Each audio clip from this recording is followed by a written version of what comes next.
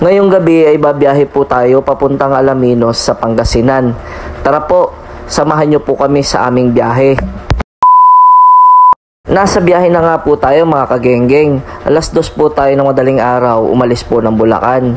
Katunayan nga po, papunta na po tayo ng Pampanga. Ayan, mga kagenggeng, nasa Pampanga na po tayo. Nagpatuloy nga po tayo sa biyahe at nagdire-diretso lang po kami hanggang sa makarating po kami sa Angeles. Ang gaganda po ng kalsada dito at ang gaganda ng mga ilaw sa puno. Sila po ang nagbibigay ilaw na rin po sa daan, mga kagenggeng. Nagdire-diretso lang po tayo sa biyahe hanggang sa makarating po tayo dito po sa mahabang tulay na sobrang liwanag.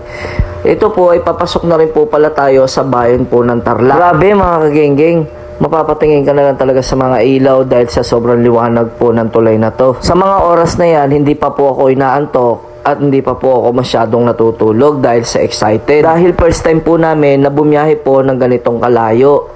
Ayan mga kagenggeng, nasa bayan na po tayo ng Tarlac, dinaanan na rin po natin yung Ignacia, Santa Ignacia. Nagpatuloy nga lang po tayo sa ating biyahe at buti na lamang po may dala po tayong mini driving light. Sobrang dilim din po minsan sa daan, mga kagenggeng. Nakarating na nga po tayo dito sa mga Tarem sa Pangasinan. At kailangan na po muna natin magkape, medyo inaantok-antok na. Tara po, kape po tayo mga kagenggeng. Inabutan na nga po pala kami ng bukang liwayway. Dahil sa haba din po ng aming biyahe at layo po ng Alaminos mula Bulacan. Nagpatuloy na nga po tayo sa ating biyahe, mga kagenggeng.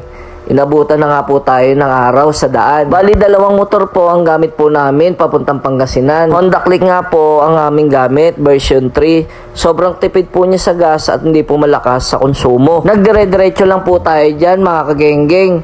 Ang haba din po talaga ng Pangasinan.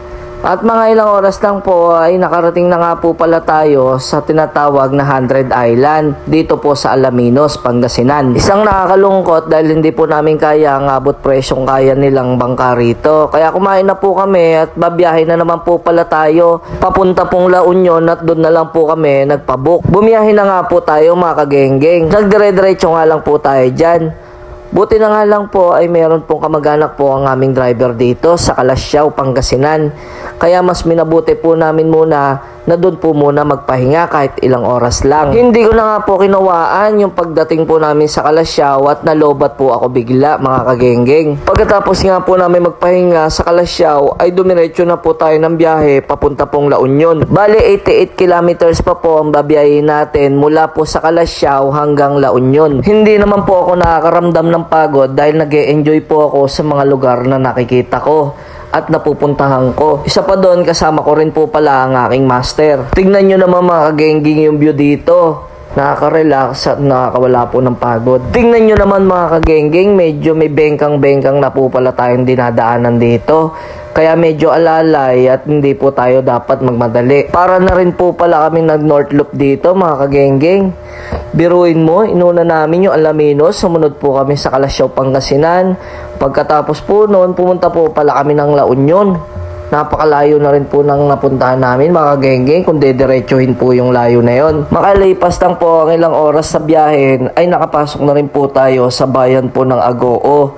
Dito po yan sa La Union. Grabe mga kagenggeng, ilang oras na rin kami bumabiyahe simula nung madaling araw. Sobrang sakit na ng puwit ko. Nagpatuloy nga lang po kami sa aming biyahe at hindi na ho kami nag-stop over ng aking driver. Dahil na rin po hinahabol po namin yung sunset po sana sa La Union. Kaya lang dito na po namin nakita at naabutan sa daan mga kagenggeng. Palubog na po siya at ilang oras na biyahe ay nakarating na po kami dito sa Bawang La Union. Ginabi na po kami niyan nung dumating po kami dyan mga kagenggeng. Kaya po nagluto muna kami dyan mga kagenggeng bago po kami pumesto po sa gilid po ng dagat. Malamig po yung simoy ng hangin at dinig na dinig mo yung hampas ng dagat sa Pampang. Sobrang nakaka-relax dito mga kagenggeng. Nakakawala po ng pagod at hindi ko po naisip na malayo po ang aming pinanggalingan.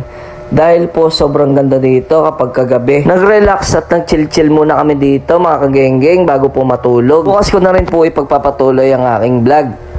See you in my part 2. Let's go! Bye-bye!